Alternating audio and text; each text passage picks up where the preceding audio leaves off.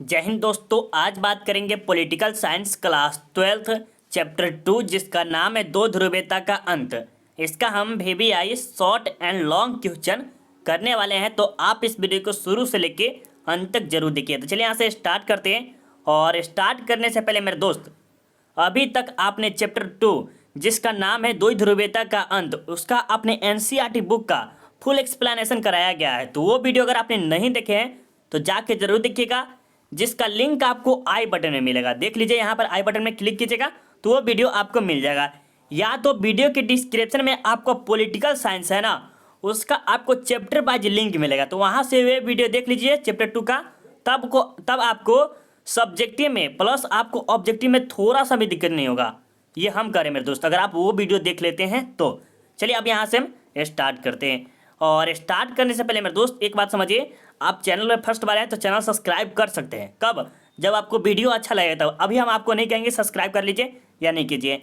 जब आपको वीडियो अच्छा लगेगा तो सब्सक्राइब कीजिएगा, लाइक कीजिएगा, कमेंट के जो करना होगा वो दिल से कीजिएगा, ठीक है। अब चलिए हम यहाँ से स्टार्ट करते हैं। और स्टार्ट करने से पहले मेरे दोस्त एक बात हम मेरे यूट्यूब चैनल से आपको चैलेंज देते हैं कि ये वीडियो देखिए और आपको हम 40-50% हम समझाने के पूरा उम्मीद अभी लेंगे। अभी सिर्फ वीडियो देखने पर ही 40% हम आपको समझा देंगे। कब? जब आप ध्यानपूर्वक वीडियो को देखेंगे तब, ठीक है। थोड़ा सा टाइम ज़्यादा लगेगा लेकिन हम आपको समझाने का 100% कोशिश करेंगे, ठीक है। चलिए अब यहाँ से हम स्टार्ट करते हैं 1 नंबर प्रश्न से। और यहाँ पर लिखा है कि द्वि ध्रुवीय विश्व की समाप्ति के बाद गुट निरपेक्ष आंदोलन प्रासंगिकता पर प्रकाश डाले। देखिए, द्वि ध्रुवीय का अर्थ क्या होता है हम इसके बारे में समझाते जाएंगे, जबकि प्रश्न अगर आप नहीं समझिएगा तो उत्तर कैसे दीजिएगा। तो पहले हम प्रश्न समझाएंगे, उसके बाद हम आपको उत्तर देंगे। तो द्वि ध्रुवीयता का अर्थ की USA और USSR ये दोनों के समाप्ति के बाद, करा समाप्ति के बाद गुट निरपेक्ष आंदोलन का क्या महत्व है इसके बारे में बोल रहा है। तो इसके उत्तर देखिए कितनी आसान भाषा में हम आपको दिए हुए हैं। द्वि ध्रुवीय विश्व की समाप्ति के बाद गुट निरपेक्ष आंदोलन की कोई महत्व नहीं है। देखिए, जब ये दोनों गुट था USA और USSR कि जब दोनों गुट समाप्त हो गया तो गुट निरपेक्ष आंदोलन क्या है, कोई महत्व नहीं है, ठीक है। क्योंकि दोनों विरोधी दल के सैनिक गुट समाप्त हो गए थे।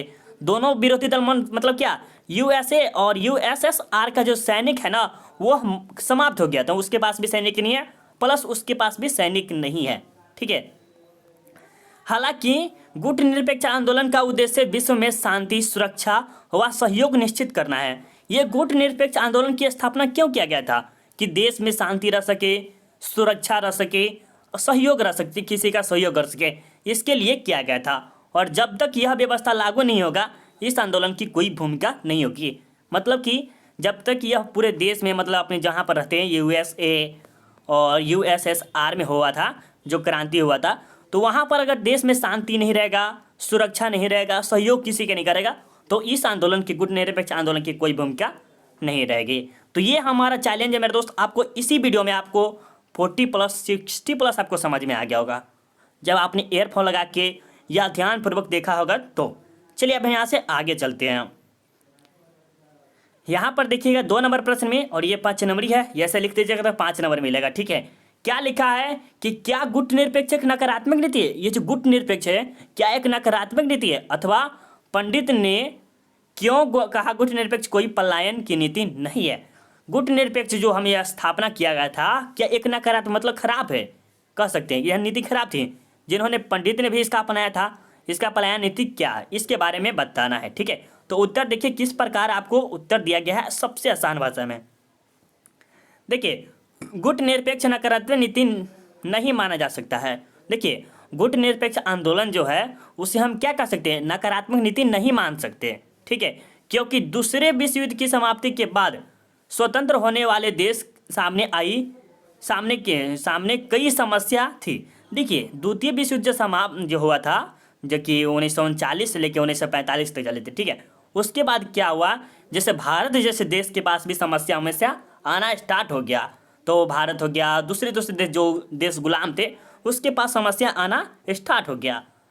जहाँ एक और किसी गुट में शामिल होकर उसके हित शांति का साधन नहीं बनना चाहता था, वहीं दूसरी ओर उसे दोनों के सहयोग को जरूरत थी। अतः स्वतंत्र देश अपनी स्वतंत्र विदेश नीति बनाकर अपना विकास चाहता था। अतः गुट निरपेक्ष नकारात्मक नीति नहीं है। और गुट निरपेक्ष, देखिए इसके बारे में थोड़ा सा लॉजिक हम तरीके से आप समझाते हैं, ठीक है। ये हम जानते हैं कि आपको समझ में नहीं आया होगा हल्का भी। देखिए सबसे पहले एक थोड़ा सा बात समझिए, जो देश गुलाम है, मान लीजिए आप गुलाम हैं, ठीक है, और नए नए स्वतंत्र हुए हैं, अभी मान लीजिए थोड़े दिन में आप स्वतंत्र हुए हैं, तो वहाँ पर आप कहेंगे कि फिर हम जंग खेले और स्वतंत्र फिर थे और फिर गुलाम हो जाए, तो ये आप कभी भी नहीं चाहेंगे। तो ये क्या किया, मतलब 4-5 देश बन के क्या किया, एक नए गुट की स्थापना किया, जिसे नाम क्या दिया, गुट निरपेक्ष। क्या नाम रखे, गुट निरपेक्ष। इसमें जो थे वह स्वतंत्र देश थे, तो इसीलिए हम कह सकते हैं कि गुट निरपेक्ष आंदोलन नकारात्मक नीति नहीं है, ठीक है, ये सही है, ठीक है। तो ये समझ में आ गया ना। चलिए अब आगे चलते हैं। यहाँ पर देखिए शॉक थेरेपी के 2 परिणाम लिखे, ये भी बहुत बार पूछा गया मेरे दोस्त, बहुत बार अनगिनत पूछा गया है। ये प्रश्न सब के सब देख रहे हैं, सब अनगिनत पूछा गया है, ठीक है। सोवियत रूस का राज्य नियंत्रित औद्योगिक ढांचा चरमरा गया था। इसका जो ढांचा था सोवियत संघ का, वो बहुत ही धीरे धीरे गड़बड़ा रहा था। चरमरा गया मतलब धीरे धीरे गड़बड़ा गया था।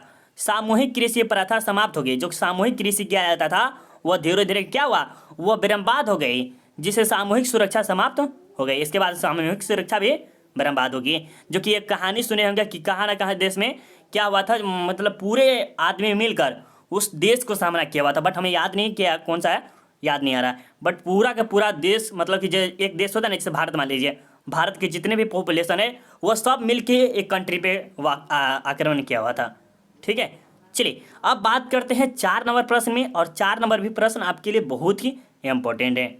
चलिए देखिए शॉक थेरेपी क्या है, शॉक थेरेपी क्या है इसके बारे में बताइए। शॉक कैसे लिखा जाता है, थोड़ा सा लिखने में मिस्टेक है, थोड़ा सा मानिएगा मिस्टेक। देखिए ये शॉक गलत है, यहाँ पर ये शॉक लिख लीजिएगा, ठीक है। अब यहाँ पर देखिए शॉक थेरेपी का शाब्दिक अर्थ घातक पहुँचाकर उपचार करना होता है। क्या होता है, किसी देश को घातक पहुँचाकर मतलब मार पीट करके उसे उपचार करना है। जब सोवियत संघ के विघटन के बाद रूस, मध्य एशिया के गणराज्य और पूर्वी यूरोप के देशों में साम्यवाद को बदलकर, मतलब कि वहाँ पर क्या थी, जैसे पूर्वी रूस हो गया, मध्य एशिया हो गया, पूर्वी यूरोप हो गया, उन सब देशों में क्या था, साम्यवाद था। लेकिन बाद में क्या हुआ, उसे बदल दिया गया, बदल कर क्या कर देगा, पूंजीवाद की ओर परिवर्तित कर दिया। उसे हम शॉक थेरेपी कहते हैं। यह थेरेपी विश्व बैंक और अंतर्राष्ट्रीय मुद्रा कोष द्वारा निर्देशित की गई थी। और यह जो किया गया था किसके द्वारा किया गया था, विश्व बैंक के द्वारा और अंतर्राष्ट्रीय मुद्रा कोष के द्वारा निर्देशित की गई थी। तो ये भी आपको समझ में आ गया। चलिए मेरे दोस्त आगे चले, आपसे पूछा जा सकता है शॉक थेरेपी का अर्थ क्या होता था, घातक पहुंचाकर उपचार करना। और यह कहाँ हुआ था, जब सोवियत संघ का विघटन हो गया तब उसके बाद ही हुआ था, क्योंकि ये सोवियत संघ क्या था, साम्यवादी को अपनाया था, और अमेरिका जो है वह पूंजीवाद को अपनाया था। तो यहाँ के जितने भी देश थे उसको पूंजीवादी में परिवर्तन कर दिया था। चलिए अब आगे चलते 5 नंबर प्रश्न में। और ये मत पूछिए कि ये सवाल कितना बार पूछा गया, कम से कम 5 से 6 साल से लगातार पूछ रहा है। चाहे झारखंड बोर्ड हो, कोई सा भी बोर्ड हो, यूपी बोर्ड हो या बिहार बोर्ड हो, सब बोर्ड में ये पूछा प्रश्न गया है, ठीक है। तो इसे प्रयास से समझिएगा। देखिए 5 नंबर कह रहा है कि सोवियत संघ का विघटन क्यों हुआ। सोवियत संघ के विघटन के 2 परिणाम लिखिए। सोवियत संघ के विघटन का क्या कारण था, इसे प्रश्न पूछा जा सकता है, ठीक है। तो आपको उत्तर इस प्रकार देना है, सोवियत संघ के विघटन के अनेक कारण हैं, जिसमें कुछ प्रमुख है, ठीक है। कुछ आप लिख दीजिएगा, क्या कह दीजिएगा, स्टालिनवादी नीतियों का विफलता, ठीक है। लोगों में आर्थिक असंतोष, आर्थिक मतलब समझते हैं कि इकोनॉमिक्स से पैसा और सब कुछ नहीं दिया जाता था देश में, समझिए भारत में रह रहे, ठीक है। और भारत में अगर आपके पास पैसा वैसा नहीं तो किस पे आश्रित है, सरकार पे आश्रित है। और वो सरकार आपको पैसा नहीं देगी तो क्या हो गया, उससे असंतुष्ट ही रहिएगा ना, मतलब उससे खुश नहीं रहिएगा। तो यही हुआ, लोगों में आर्थिक असंतुष्ट हो गया, ठीक है। नस्लीय राष्ट्रवाद की भावना का विकास हुआ, और यहाँ पर क्या हुआ, राष्ट्रवाद की भावना का विकास धीरे धीरे होना स्टार्ट। नस्लीय मतलब क्या होता है कि मारपीट नहीं करता है, वो सब होता है, ठीक है, डाकू तकौल से ये सब होता है। तो उसकी भावना धीरे धीरे विकास होने लगा। योग्य नेतृत्व का अभाव हुआ, मानव पूंजी की हानि होने लगी, और पैसा वैसा का संकेंद्रीय भ्रष्टाचार का विकास हुआ, भ्रष्टाचार का धीरे धीरे विकास होने लगा। तो इसमें हम आपको क्या बताए, 4-5 कारण बताए हैं, ठीक है। चलिए मेरे दोस्त अब आगे चलते हैं, ये आपको समझ में आ। देखिए हम यही बोलेंगे, किसी भी कहीं भी पढ़िए और मेरे जगह पे पढ़िए, लास्ट में एक इन्फॉर्मेशन देंगे, बहुत ही बेस्ट देंगे। जब आपका 3 मंथ रहेगा ना एग्जाम, सॉरी 2 मंथ या 1 मंथ रहेगा, 1 मंथ रहेगा, तब आपको हम बहुत ही बेस्ट चीज़ देने की कोशिश करेंगे, और वो आपको मिलेगा तो मिलेगा इस चैनल के माध्यम से, ठीक है। तो इस चैनल पे बने रहिएगा, कोई दिक्कत नहीं, आपको कोई पैसा वैसा तो नहीं लग रहा है। चलिए अब यहाँ पर देखिए 6 नंबर प्रश्न में कि एक ध्रुवीयता क्या है, सॉरी एक ध्रुवीयता का क्या अर्थ है, क्या यह कब प्रारंभ हुआ था, मतलब कि एक ध्रुवीयता जो है वह कब प्रारंभ हुआ था, इसके बारे में बताया जा रहा है। तो इसके बारे में समझिए। एक ध्रुवीयता का मतलब है विश्व राजनीति का केंद्र में संग्रहित हो गया। इसकी शुरुआत 1991 में सोवियत संघ के विघटन से प्रारंभ हुआ। अब समझिए थोड़ा सा बात मेरे दोस्त, क्या हुआ था, हम आपको सब चीज बताए हुए फुल डिटेल में। जब फुल चैप्टर वाला एक्सप्लेनेशन वाला वीडियो देखिएगा, चैप्टर 2 जिसका नाम है दो ध्रुवीयता का अंत, उसका वीडियो अगर देख लीजिएगा, हम इसका लिंक आपको वीडियो के डिस्क्रिप्शन में दे देंगे, ठीक है, देख लीजिएगा, बहुत ही इंपॉर्टेंट है, क्योंकि यही वीडियो से आपको सभी के सभी सब्जेक्ट आपको बन जाएंगे, ठीक है। चलिए समझिए, एक ध्रुवीयता का मतलब है कि विश्व राजनीति का केंद्र में संग्रहित हो जाना, ठीक है। एक में यूएसए था, ठीक है, और एक था यूएसएसआर, ठीक है। ये जो था ना, ये समाप्त हो गया। क्या हुआ, ये समाप्त होकर किस में, ये अलग हो गया, तो ये एक संग्रहित राज्य केंद्र बन गया, बहुत ही बड़ा शक्तिशाली बन गया, ठीक है। और क्या हुआ, इसकी शुरुआत हुई थी 1991 में सोवियत संघ के विघटन, मतलब सोवियत संघ का विघटन हो गया, उसके बाद इसकी शुरुआत होना स्टार्ट हो गया। तो इसीलिए कहा था एक ध्रुवीयता का अर्थ। या तो एक दूसरे तरीके से ये भी कह सकते हैं, एक ध्रुवीयता का अर्थ उसे कहते हैं जिसमें किसी भी देश उससे टकराने की कोशिश न करे, ना इसकी बराबरी कर सके, उसे हम एक ध्रुवीयता कहते हैं, जो कि अमेरिका था, ठीक है। अमेरिका तो जा था ऐसा कि इसके पास कोई भी टकरा नहीं सकता था, उसके पास इतना शक्तिशाली बन गया था, एक ध्रुवीयता उसे कहते हैं। अब चलिए आगे चलते हैं। यहाँ पर देखिए भारत ने गुट निरपेक्ष की नीति क्यों अपनाई है। अब हम आपको बताए हुए थे कि भारत ने गुट निरपेक्ष की नीति क्यों अपनाई है। तो भारत ने गुट निरपेक्ष की नीति निम्नलिखित कारणों से अपनाई थी। क्या क्या, भारत ने गुट निरपेक्ष की नीति निम्नलिखित कारणों से अपनाया था। क्यों कारण था, इन सब के बारे में हम डिटेल में बात करेंगे।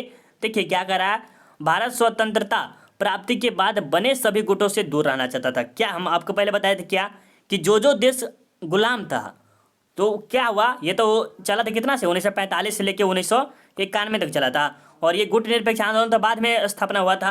तब क्या करा था कि जो इसमें अलग देश बनाया, तो यही करा कि भारत स्वतंत्रता प्राप्ति के बाद बने सभी गुट से दूर रहना चाहता था। जब भारत स्वतंत्र हुआ, आज़ाद हुआ, तो वो नहीं चाहते थे कि हम किसी भी गुट में शामिल हो। मान लीजिए कि हम फिर से शामिल होंगे तो क्या ठीक, हमें फिर गुलाम बना ले जाए, तो इसीलिए नहीं चाहता था, बहुत देश से नहीं गुट में शामिल नहीं हुआ, ठीक है।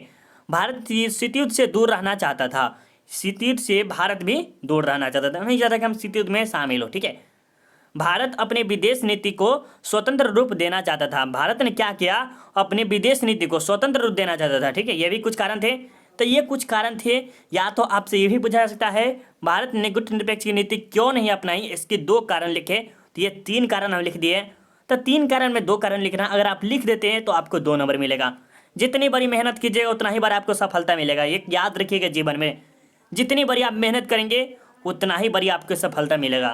याद रखिएगा मेरे दोस्त, ये हम बार बार बहुत बार बोल दिए हैं कि आप जितना बड़ा मेहनत कीजिएगा ना, उतना ही बार आपको सफलता मिलेगा। मेहनत कीजिएगा 450 का तो 450 जरूर मिलेगा, और मेहनत कीजिएगा 300 तो 300 मिलेगा, ये तो निश्चित है। चलिए अब यहाँ पर समझते हैं दो ध्रुवीयता विश्व से आप क्या समझते हैं। दो ध्रुवीयता विश्व से आप क्या समझते हैं। तो दूसरा महायुद्ध जिसका समापन मतलब समाप्त 1945 ईस्वी में हुआ। क्या हुआ, ये जो दूसरा महायुद्ध है, मतलब द्वितीय विश्व युद्ध, जो कि 1939 से लेके 1945 तक चला था। कितने तक, 1945 तक चला था, ये तो आपको पता ही है। हुआ इस युद्ध के बाद विश्व के राजनीतिक 2 महाशक्तिशाली देशों का उदय हुआ। उसके बाद क्या हुआ, दूसरा महायुद्ध के बाद क्या हुआ, एक 2 महाशक्तिशाली देश मतलब यूएसए और यूएसएसआर, ये दोनों के दोनों देश उदय हुआ। उदय होने का मतलब कि अपने आप में बाहर निकल गया। और ये दोनों देश में से क्या था, इन दोनों देशों के उदय के फलस्वरूप विश्व 2 अलग अलग गुटों में बंट गया। और ये 2 देश जो थे वह यहाँ थे, ये अलग अलग हो गए, ये इस बगल से वो अलग अलग हो गया, जिससे अमेरिका पूंजीवादी गुटों का नेता बन गया। और क्या हुआ, अमेरिका ये पूंजीवादी गुटों का नेता बन गया, वहीं रूस समाजवादी गुटों का था, ठीक है। इस तरह दूसरे महायुद्ध की समाप्ति के बाद विश्व का 2 राजनीतिक गुटों में बंटना द्विध्रुवीयता विश्व कहलाता है। या तो हम आपको पहले बताए हुए थे कि जो अमेरिका है वो पूंजीवादी में था, ठीक है, और वहीं पर बात करें रूस जो था वो हमारे समाजवादी से था। और ये क्या हुआ, समाजवादी का अंत होते होते वह पूंजीवादी में परिवर्तित कर देता है, ठीक है। चलिए यहाँ तक समझ में आ गया। चलिए आगे चले मेरे दोस्त, बताइएगा आप सबको समझ में आ रहा है। हो समझ में आ रहा है मेरे दोस्त, लाइक कर दीजिए अगर समझ में, देखिए अगर समझ में आ रहा है, थोड़ा सा भी समझ में आ रहा है तो क्या कीजिए, एक लाइक कर दीजिए और चैनल सब्सक्राइब कर लीजिएगा, लाइक समझ में आ रहा होगा तो। चलिए अब बात करते हैं 9 नंबर प्रश्न में कि एक ध्रुवीयता और दो ध्रुवीयता में अंतर बताओ। वाह कितना मजेदार सवाल है, कम से कम 4 बार पूछा गया है। तीन या 4 तो जरूर पूछा गया होगा, या तो एक ध्रुवीयता हो या दो ध्रुवीयता हो, किसी प्रकार से प्रश्न पूछा गया होगा। अगर आप इस प्रकार से आंसर दे देते हैं तो आपको कम से कम इसमें से 5 नंबर मिलेगा, ये प्रश्न ऐसा रहेगा तो। ठीक है, तो देखिए बड़ा सा प्रश्न है, कोई छोटा सा प्रश्न नहीं है। चलिए बात करते हैं इसका आंसर के बाद। तो द्वितीय महायुद्ध के बाद संयुक्त राज्य अमेरिका तथा सोवियत संघ दो महाशक्तियों के रूप में उभरे। अभी हम आपको जस्ट बताए होते कि कितने 2 देश उभरे थे, जो कि यूएसए और यूएसएसआर, जिसे अमेरिका बोलते हैं और एक को बोलते हैं रूस। ठीक है, उन्होंने अनेक देशों को अपने गुट में शामिल किया, मतलब कि जो है ना वो जैसे यूएसए हो गया तो अपने गुट में शामिल किया, फिर यूएसएसआर किया वो अपने गुट में शामिल किया। दोनों के बीच तनावपूर्ण संबंध बने रहे, मतलब कि जो दोनों के बीच था वो क्या था, तनावपूर्ण था, घृणा था, ये टकराव था, ये सब था, जो किसी समय तीसरे महायुद्ध को जन्म दे सकता था। ये संभवतः था कि किसी भी समय, मतलब अभी कभी हो जाए, ये कोई नियम नहीं था, वो कभी भी तीसरा महायुद्ध हो सकते थे। इसी को शीत युद्ध कहा गया। लेकिन ये शीत युद्ध कहा जाता है, लेकिन 1991 में सोवियत संघ के विघटन के साथ शीत युद्ध समाप्त हुआ। मतलब 1991 में सोवियत संघ का विघटन जब हो गया तो क्या हुआ, शीत युद्ध की समाप्ति हो गई। अब अमेरिकी प्रभुत्व स्थापित हुआ, मतलब अमेरिका का जो प्रभुत्व है वो प्रभाव या प्रभुत्व कुछ भी कह सकते हैं, वो बढ़ना धीरे धीरे स्टार्ट हो गया। दुनिया के देश अमेरिका के इर्द गिर्द घूम रहे, इसी को एक ध्रुवीयता की स्थिति कहा गया है। तो ये कुछ कारण थे, ये भी हम आपको बता दिए। एक बात और बोलेंगे मेरे दोस्त, एक बार हम आपको सजेस्ट करेंगे, ठीक है। क्या कीजिए, मेरा एक यूट्यूब चैनल नाम है, ये तो ये आप जानते हैं, सेल्फ स्टडी है। इसी पे जाके आप देखिएगा प्लेलिस्ट बना होगा पॉलिटिकल साइंस का एक प्लेलिस्ट बना हुआ है। अगर आप बहुत ही बेहतरीन नंबर लाना चाहते हैं तो 9 सेट कराए हुए हैं, जाके अभी से लग जाइए, देख लीजिए, कॉपी में लिख लीजिए, पक्का आप 2023 में एग्जाम देंगे या 24 में देंगे, कभी भी एग्जाम देंगे तो आप बहुत ही बेस्ट नंबर लाएंगे, जाके जरूर देख लीजिएगा। चलिए, जिसका लिंक हम आपको आई बटन में तो नहीं दे सकते, बोले आपको हम बोले तो चैनल पे ही जाके आपको देखना पड़ेगा, ठीक है। चलिए, ये आपके 10 में 12 प्रश्न है, टोटल 12 प्रश्न ही है, ज़्यादा नहीं प्रश्न है। चलिए बताइएगा, बर्लिन दीवार पर टिप्पणी लिखिए। बर्लिन दीवार जो है उस पर टिप्पणी लिखना है। देखिए, शीत युद्ध के सबसे सरगम दौर में बर्लिन दीवार 1961 ईस्वी में खड़ी की गई थी। ये क्या हुआ, शीत युद्ध के सबसे सरगम दौर में, जब शीत युद्ध चल रहा था उस टाइम बर्लिन दीवार को 1961 में खड़ा किया गया था, ठीक है। और यह दीवार शीत युद्ध का सबसे बड़ा प्रतीक था। और ये दीवार था कौन, बर्लिन दीवार, यह शीत युद्ध का सबसे बड़ा प्रतीक था। जैसे मान लीजिए यहाँ पर एक यूएसए हो गया और एक यूएसआर हो गया, यूएसएसआर हो गया, तो ये बर्लिन दीवार है जो कि दोनों के बीच में ग्रेनेड टकराव को रोकने में काम कर रहा था, ठीक है। 1989 में पूर्वी जर्मनी के आम जनता ने इस दीवार को गिरा दिया। और क्या पूर्वी जर्मनी के आम जनताओं ने इस दीवार को गिरा दिया। इसके परिणाम दूसरी दुनिया के पतन, मतलब कि इसके बाद एक देश समाप्त हो गया, जैसे यूएसए हो गया और यूएसएसआर में से एक कोनो न कोनो हार गया, तो इसमें मान लीजिए यही हार मर गया होगा, ठीक है। और शीत युद्ध की समाप्ति हुई है, दूसरे महायुद्ध के बाद विभाजित हो चुका था और जर्मनी का एकीकरण हो गया। और बाद में क्या हुआ, जर्मनी का एकीकरण भी हो गया। आप क्लास में 10th में जरूर पढ़े होंगे, यूरोप में राष्ट्रवाद का उदय। क्या पढ़े, यूरोप में राष्ट्रवाद का उदय, वहाँ पर पढ़े होंगे जर्मनी का एकीकरण और इटली का एकीकरण एक साथ साथ हो रहा था, तो इसीलिए भी ये भी आया हुआ है 12th में भी, ठीक है। तो ये आपको समझ में आया। देखिए, कॉपी में नोट नहीं कीजिएगा तब तक आपको कैसे समझ में आएगा, थोड़ा मोरा समझ में आएगा, बाकी आपको कॉपी में नोट करना ही पड़ेगा कभी भी। चलिए अब बात करते हैं 11 नंबर में कि सोवियत प्रणाली की मुख्य विशेषताएं क्या थी। सोवियत प्रणाली मुख्य विशेषता निम्नलिखित है, जो कि इस प्रकार, उत्तर देखिएगा। घरेलू स्तर पर बहुदलीय प्रणाली का अभाव तथा एकमात्र दल साम्यवादी का अस्तित्व था। ये जो सोवियत संघ है उसमें क्या था, साम्यवादी का अस्तित्व था, पूंजीवादी का अस्तित्व नहीं था, ठीक है। घरेलू स्तर में बहुदलीय प्रणाली का अभाव था तथा एकमात्र दल जो साम्यवादी का ही था, ठीक है। चलिए आगे चलते हैं। सोवियत प्रणाली के प्रत्येक क्षेत्र में साम्यवादी विचारधारा पर आधारित है। साम्यवाद पर ही सभी के सभी लोग आधारित है, ठीक है। अंतर्राष्ट्रीय स्तर पर पूंजीवाद देशों का विरोध तथा साम्यवाद के फैलाव व प्रभुत्व की नीति अपनाया। वो क्या कर रहे थे, सोवियत संघ क्या करता था, पूंजीवादी को विरोध करते थे और साम्यवाद को फैलाता था खूब, ठीक है। तो ये भी कुछ कारण थे, याद रखिएगा। ये भी आपसे पूछा जाता है कि सोवियत प्रणाली की प्रमुख विशेषता क्या थी। इसके 2 विशेषताएं बताए, 3 विशेषता बताए। तो ये 3 विशेषताएं होंगी, 1 2 3। तो 3 नंबर में बता दीजिएगा तो 5 नंबर मिलेगा। इससे अगर इतना बता दीजिएगा तो आपको 5 नंबर मिलेगा। तो कभी कभी 2 ही नंबर मिलता है। ये आपको ज़्यादा पूछा गया है, ये आपको बहुत ज़्यादा पूछा गया है मेरे दोस्त, ठीक है। गोर्बाचेव द्वारा सोवियत संघ में सुधार के 2 कारण बताएं। किन कारण से मिखाइल गोर्बाचेव को सोवियत संघ के सुधार में बाध्य होना पड़ा। ये भी आपको इसी प्रकार प्रश्न पूछा सकता है। तो किसी प्रकार से प्रश्न पूछे आपको उत्तर यही देना है। जहाँ पर मिखाइल गोर्बाचेव मिल जाए आपको सेम टू सेम यही उतार देना है, ठीक है। 5 नंबर किसी भी तरह से नहीं रोक सकता है, ठीक है। चलिए लास्ट भी प्रश्न है। जब मार्च 1985 में गोर्बाचेव सोवियत संघ के राष्ट्रपति बने, क्या हुआ कि आपसे पूछा जा सकता है कि मिखाइल गोर्बाचेव सोवियत संघ के राष्ट्रपति कब बने थे, 1985 में। उस समय देश की आर्थिक व्यवस्था खराब हो चुकी थी। क्या था उस समय, क्या था, देश की आर्थिक व्यवस्था पूरी की पूरी तरह खराब हो गई थी। सारी अर्थव्यवस्था राज्य के हाथों में थी। राज्य के मतलब कि वहाँ के राज्य के हाथों में संभाली गई थी तथा देश में लोगों की स्वतंत्रताओं को कुचल दिया गया था। मतलब कि जो देश स्वतंत्रता हुआ था उसे कुचल दिया हुआ था, ठीक है, कुचल दिया गया था। ऐसी स्थिति में राष्ट्रपति ने लोगों की स्वतंत्रता को बहाल करने तथा निजी अर्थव्यवस्था को पुनः स्थापित करना रास्ता अपनाया। मतलब क्या किया, वहाँ की जो स्वतंत्रता है वहाँ बहाल कर देनी, मतलब कि छोड़ देने, छुट्टा खोल देने के लिए, और निजी संपत्ति को पुनः स्थापित करने के लिए, फिर से उसको स्थापित करने का रास्ता अपनाया। इसे ही क्या कहते हैं, गालनास्ट्रस्ट का अर्थ था समाज को खोलो और पेरिस्टियो का अर्थ आर्थिक नव निर्माण करो। मतलब ये भी पूछा जा सकता है, ये और ये। तो याद रखिएगा, ये बता दीजिएगा 2 नंबर आपको मिल जाएगा। ग्लासनास्ट का अर्थ क्या है, समाज को खोलो। आपसे पूछा जा सकता है ग्लासनास्ट और पेरिस्टिका का अर्थ क्या होता है, तो ये बता दीजिएगा तो आपको 2 नंबर मिलेगा। यहाँ से लेके यहाँ तक 2 नंबर, और यहाँ से यहाँ तक अगर पूरा बता देते हैं तो आपको 5 नंबर मिलेगा। तो ये टोटल आपके कैसा लगा सवाल हमें ज़रूर बताइएगा।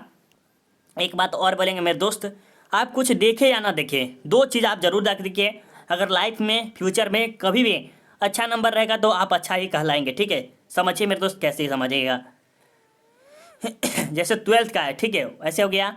12th का भी पॉलिटिकल साइंस का हम आपको सेट वाइज सेट बना के दिए हुए हैं। तो अगर आप देख लेते हैं टोटल 9 सेट है, तो 9 सेट अगर आप देख लेते हैं तो आपको बोर्ड एग्जाम में 90+ कोई नहीं रोक सकता है, ठीक है।